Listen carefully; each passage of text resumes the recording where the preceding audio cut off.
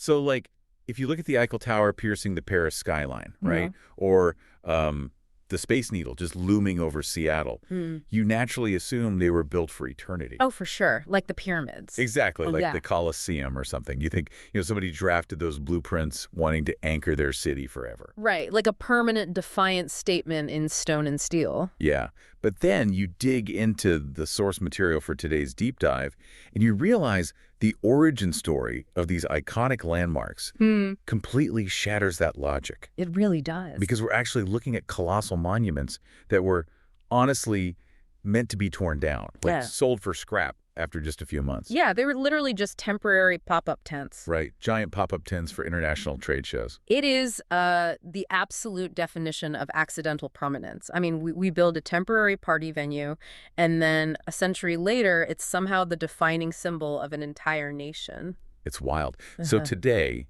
we are stepping into this massive, multi-billion-dollar, high-stakes world of global expos. Also known as World's Fairs. Right.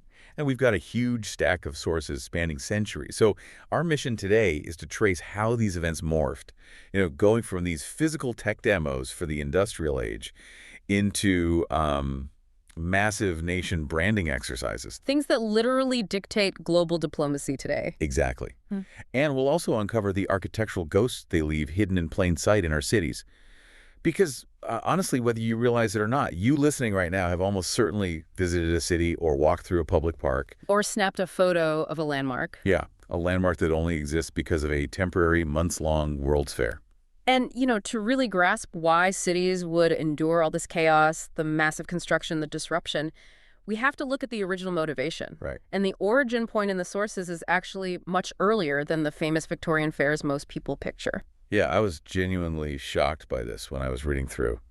Because I always thought London. London, 1851. Right, the legendary Great Exhibition. I thought that was the one that started it all. That's what everyone talks about. But we're actually starting in Prague, in Bohemia, which is, what we now call the Czech Republic. And it was in 1791. Way earlier. George Washington is literally still the U.S. president at this point. Yeah, it was a wildly different era. But the political mechanics were remarkably similar to today. This 1791 event was organized to celebrate a coronation. King Leopold II, right? Exactly, his coronation as the King of Bohemia. And they held it in this sprawling architectural complex called the Clementinum. Okay. But the organizers, they didn't just throw a royal banquet. They specifically built an industrial exhibition to showcase the sophisticated local manufacturing methods of the region. See, that is such a calculated flex. Oh, totally. They're essentially telling all these visiting dignitaries, like, come celebrate our new king, but while you're here, take a look at our highly advanced regional supply chain. Yeah, look at our industrial output. It was entirely about validating Bohemia's economic relevance on the European stage. Right. But, you aren't completely wrong to bring up London earlier. Because 1851 was huge. Right. 1851 was the moment this concept was basically weaponized on a global scale. This was the great exhibition of the works of industry of all nations. Catchy title. Very catchy. Spearheaded by Prince Albert. And the sheer scale of it really kicked off the first major era of these events. Which the sources call the industrialization era, right? Running from roughly 1851 to 1938. Exactly. And the architecture itself was part of the flex. They housed it in the legendary Crystal Palace in Hyde Park. Oh, it's incredible. A massive gleaming structure of iron and glass, which was in itself this huge technological marvel for the time. And it set the baseline character for this entire era. So fairs in this window, like Chicago in 1893 or Paris in 1889. Right. They were fiercely focused on trade, raw technological advances, and state-of-the-art science. I mean, you kind of have to put yourself in the shoes of a 19th century citizen here. Yeah. You don't just read about a new invention on a blog or, see a video of it on your phone. No, not at all. You travel to this sprawling exhibition hall alongside millions of other people, and you witness a machine transmit a human voice for the very first time. It's mind-blowing to think about. The telephone. Alexander Graham Bell literally introducing the telephone to the general public. Right, at the 1876 Centennial Exposition in Philadelphia. Yeah, the psychological impact of experiencing that in a crowded, buzzing hall, it's staggering. It creates this collective societal memory of progress. It's not just a product launch. It's a cultural moment. It's basically a 19th century CES wrapped in a massive world tour. That's a perfect way to put it. It brought unimaginable, futuristic technology directly to people who otherwise just couldn't travel to see it. Exactly. But a physical showcase of technology, it sort of has a built-in expiration date. Right, because eventually the future just becomes normal. Exactly. As we move into the 1930s, the novelty really starts to wear off. Electricity is running to people's houses. The telephone is just a tool sitting in your hallway. Right, so showing off a shiny new gadget simply wasn't enough to draw a crowd of, like, 50 million people anymore. No, they needed something bigger. The core mission of the expo had to pivot dramatically. Which brings us to the second era. Right. The second era, running from 1939 to 1987, the global focus shifted entirely away from raw machinery. And a move toward cultural exchange and social progress. Yes. The thematic shift is so stark here. We go from London's rigid works of industry to the 1939 New York World's Fair. Where the theme was building the world of tomorrow. Exactly. And then you fast forward to the 1964 New York Fair, and the theme is peace through understanding. Wow. So it moves completely from hardware to philosophy. Yeah, they were still sharing technological innovation, sure, but the framing was heavily social. Like, how does this tech actually help people? Right. It was about how mass transit, telecommunications, and urban planning could create a better, more unified global society. Especially following the devastation of 2 world wars. That makes a lot of sense. It was a very idealistic time for the fairs. And actually, we get some incredible pop culture trivia out of this idealistic era in the sources. Oh, the baseball thing. Yes. The 1967 International and Universal Exposition in Montreal. They promoted themselves heavily under the shorthand name Expo 67. Right. And the term Expo had been floating around before that. But Montreal's marketing made it this globally recognized noun. It just stuck. It became so entrenched in the local identity that it literally gave the former Major League Baseball team their name. The Montreal Expos. Yeah, leaving a literal permanent legacy in the sports world. Which is so funny. But, idealism only funds a mega event for so long. Right. Eventually the bill comes due. Exactly. So as we move past 1987, starting around the 1988 Expo in Brisbane, Australia, the tone shifts again. Okay, so what era are we in now? We enter the third era, which we are actually still in today, and it's all about nation branding. Nation branding. Okay, I have to ask, how does a temporary building actually brand a nation? Like, what is the physical mechanism there? Well, it really comes down to architectural soft power. National pavilions transformed into these literal, immersive advertising campaigns. Wow. They were designed to completely rewrite a country's global narrative. And the sources bring up this branding expert, Wally Olins, who points to a masterclass in this strategy. Which was Spain in 1992, right? Yes, exactly. Spain in 1992. Because they hosted Expo 92 in Seville and the Summer Olympics in Barcelona in the exact same year. Which is just a massive, massive undertaking for any country. Seriously. And the architectural choices at the expo were incredibly deliberate. Instead of heavy, imposing, brutalist structures. Which might remind the international community of their authoritarian past, under Franco. Exactly. Instead of that, Spain leaned into open, modern, light-filled designs. Oh, wow. Yeah. The pavilions subconsciously signaled transparency, modernism, and a readiness to integrate into the European Union. That is fascinating. They were literally physically building their new democratic identity for foreign investors to just walk through. Exactly. It was a 3D physical rebrand. Okay, I have to step in here, though, and push back on the financial reality of it. Okay, let's hear it. Because the numbers in these sources are, frankly, breaking my brain a little bit. They are pretty intense. Let's look at the Expo 2000 in Hanover, Germany. Countries were investing an average of 12 million euros each. Seems to build their pavilions. Right.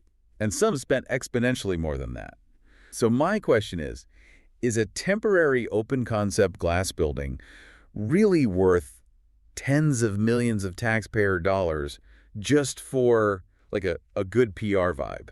That is the exact friction that makes modern expos so contentious. I mean, governments fight internally over this exact question all the time. I bet. But the sources do provide some fascinating hard data to counter that sticker shock. Okay. There was an independent study conducted on the Dutch pavilion at that same Hanover Expo. Right, and the Dutch pavilion was one of the most ambitious ones there. It cost around 35 million euros to build. Right. For a temporary structure. 35 million. A massive upfront cost, yes. However, the study estimated that this specific pavilion generated around 350 million euros in potential revenues for the Dutch economy. Wait, okay, I am highly skeptical of that math. A lot of people are. 35 million in, 350 million out. Potential revenues sounds like the fuzzy, made-up math a marketing department invents to justify throwing a massive, expensive party. It does sound like that. Like, how do they actually track a 10x return on a temporary building?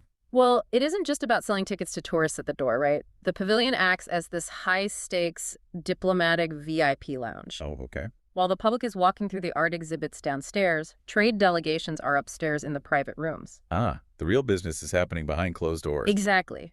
They are utilizing the buzz and the neutral, celebratory ground of the expo to finalize agricultural exports, sign B2B tech contracts, and just lock in long-term economic partnerships. Wow. So that 350 million figure, it's modeled on the concrete multi-year trade deals that were signed explicitly on the fairgrounds. Okay, so it's essentially a massive trade show booth for an entire sovereign economy. Yes, precisely. But, I mean, if the ROI is actually that high, it creates a terrifying arms race, doesn't it? Oh, absolutely. If every nation is spending 35 million euros to outbrand their neighbors, how does the international community prevent countries from literally bankrupting themselves over these temporary buildings? Well, they realize that exact danger, which is why there are incredibly strict rules governing how these operate today. Because it would just spiral out of control otherwise. Exactly. So since the 1928 convention relating to international exhibitions, there has been an international sanctioning body. The Paris-based Bureau International des Expositions, right? Or the BIE. And they are just referees. They're basically trying to prevent a global financial meltdown driven by architectural hubris. That's a great way to phrase it. And that's precisely why they maintain a very rigid taxonomy of international exhibitions today. Right. The two main tiers you really need to know from the sources are World Expos and Specialized Expos. Okay, let's break those down. So, World Expos, formerly called International Registered Exhibitions, these are the behemoths. They last up to 6 months. That's a long time. It is. And the critical, grueling requirement here is that countries must design and build their massive pavilions completely from the ground up. Which basically guarantees an architectural thunderdome. Pretty much. Nations want to build the most outstanding, memorable structure possible, which obviously drives those costs into the stratosphere. Exactly, which is exactly why the second tier, the Specialized Expos, or International Recognized Exhibitions, exist. And those are much smaller, right? Right. They run between 3 weeks and 3 months, and the total surface area of the whole fair is strictly capped at 25 hectares. Oh, wow. So it's a hard limit on space. Yes. But the financial model is the real differentiator here. To level the playing field, the organizers of a Specialized Expo provide pre-built pavilion structures to the participating states. Wait, really? Yes, completely free of rent, charges, and taxes. See, that is a brilliant mechanism. It really is. Because it means smaller or developing nations aren't just priced out of global diplomacy. They just have to customize the facade and fill the inside, rather than pouring millions into raw concrete and steel. Exactly. It makes it so much more accessible. But looking at the schedule and the sources, I noticed that since 1995, those massive world expos are strictly limited to happening only every 5 years. Yes, that was a major shift. Why pump the brakes so hard? Yeah. Because before that, they were happening pretty frequently. Well, following a huge boom of expos in the 80s and 90s, the BIE saw deep financial fatigue setting in. Ah, right. The arms race we talked about. Exactly. Participating in a World Expo every couple of years was just draining national budgets. But the 5-year timeline serves a second, deeply pragmatic purpose. Which is? Specifically avoiding a direct clash with the Summer Olympics. Oh, of course. You can't have the two largest global gatherings fighting each other. No, you really can't. You'd have nations competing for the exact same international tourism dollars, the exact same global media attention. And literally the same construction resources and cranes in the same window. Right. It would be a total logistical nightmare. That makes total sense. And just for the sake of completeness, we should probably note the BIE also recognizes 2 other niche types of expos. Right, there are a couple others. Like the horticultural expos. Mm. For example, the 2023 event in Doha that was focused entirely on green living and agriculture. Yeah. And then there's the semi-regular Milan Triennial, which is basically an art and design exhibition in Italy. Yes. But, despite those, the massive 6-month World Expos are still the undeniable main event. For sure. So we have these massive world expos, 6 months of global attention, billions of dollars spent. literal temporary cities built from scratch with wild experimental architecture. Right. But then the 6 months end. Tourists go home. Right. What actually happens to the physical space? This is where we get into the architectural ghosts. The cleanup phase is perhaps the most visible part of the Expo story today. I love this part of the sources because so many structures that were fully intended to be temporary novelties ended up becoming permanent global icons. Yeah, it happens surprisingly often. And there is no better example of this than the Eiffel Tower, Oh, absolutely. built as the entrance arch for the 1889 Paris Exposition Universelle. Right, and today it is the defining symbol of France. But what always gets forgotten is the intense contemporary vitriol toward it. All people hated it. Critics absolutely despised it. They called it a tragic street lamp. A tragic street lamp. Yeah, and a monstrous metal skeleton that ruined the classic, elegant stone aesthetic of Paris. That is so funny to think about now. I know. There were aggressive petitions from the Parisian public and the artistic elite, demanding it be immediately dismantled and sold for scrap after the fair concluded. Which was originally mandated in the contract. Exactly, it was supposed to come down. Imagine Paris successfully tearing down the Eiffel Tower in 1890. Like, it's unthinkable. It really is. But it survived. Yeah. And you see that same survival instinct with the Space Needle and the monorail in Seattle. Oh, yeah. Both built for the 1962 Century 21 Exposition. And they're still operating, still entirely defining the Seattle skyline. Completely. And then there's the Palace of Fine Arts in San Francisco. That's a really unique case. It is. From the 1915 Panama Pacific International Exposition, the mechanics of how this building survived are just fascinating. Because it wasn't built to last at all. Not at all. It was built as a temporary structure, Yeah. heavily reliant on a faux stone plaster surface. They knew it wouldn't last. Right. And by 1964, it was quite literally a crumbling ruin. The plaster was just falling off in chunks. So what did the city do? Well, the city had formed such a deep emotional bond with this, like, melancholy, romantic piece of temporary art that they actually demolished the decaying framework and completely rebuilt the exact same structure in permanent concrete. Just to keep the ghost alive. Exactly. Just to save it.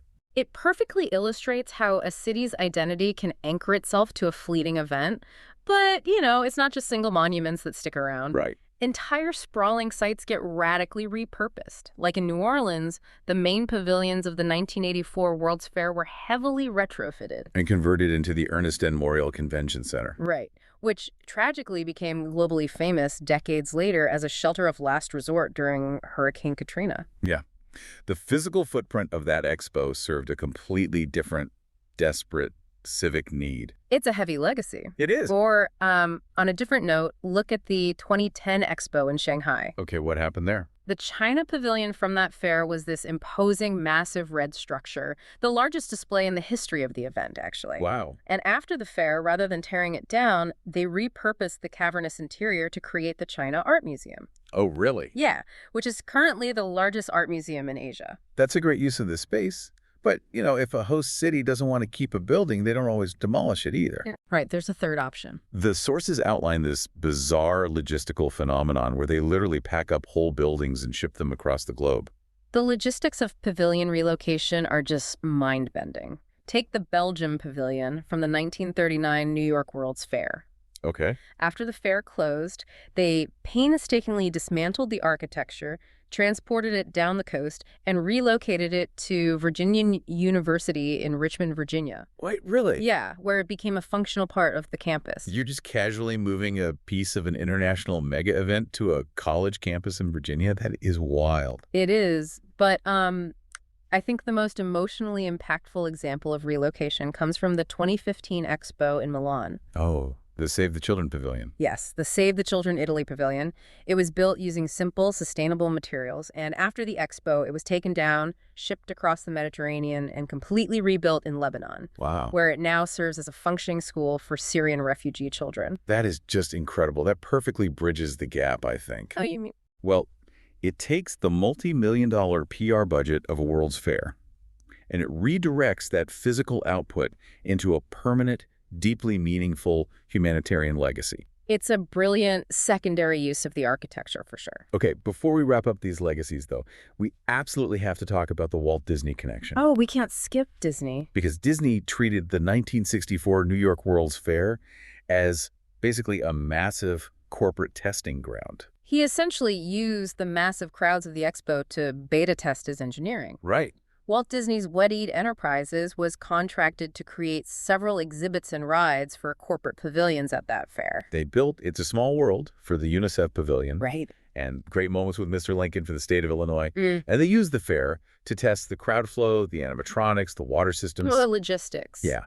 And when the fair closed, those rides were packed up and moved directly to Disneyland, where they are still operating today. Which is amazing on its own. Yeah. But Disney stole more than just rides from the World's Fair playbook. Oh, totally. He absorbed the entire philosophy.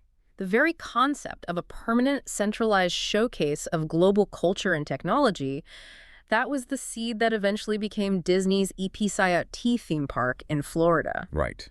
It features international pavilions surrounding a lagoon, corporate exhibits concerning technology and the future. EP is essentially a World's Fair that just never closes. To me, World's Fairs operate like a massive, multi-billion-dollar traveling circus. That's a good analogy. They roll into town, demand impossible amounts of money in concrete, set up an unbelievable futuristic spectacle, and then, occasionally accidentally leave behind a monument that ends up defining a city's entire skyline forever. It captures the fleeting magic and the permanent impact perfectly.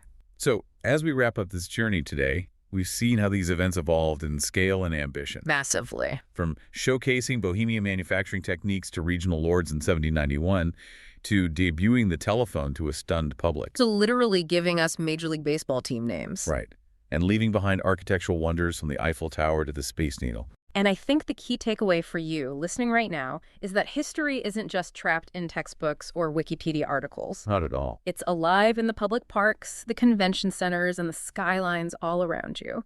The next time you see a wildly out-of-place tower or a massive park complex in the middle of a dense city, you might just be standing in the footprint of a forgotten World's Fair. Which leaves us with a final thought to ponder. In today's highly connected era, you can instantly stream the cultural achievements and technological innovations of any nation straight to your phone in 4K resolution. Yeah, the world is a lot smaller now. You can take a virtual reality tour of a factory in Tokyo while sitting on your couch. Right. So, will the physical multi-million-dollar World's Fair eventually become an obsolete relic of the past? It's a fair question. Or, despite all our screens and digital connectivity, is the fundamental human need to physically gather, build giant, defiant monuments, and experience a temporary world city together actually stronger than ever? When we look back at the accidental permanence of these monuments, maybe we're just wired to build big things and stand in awe of them side by side.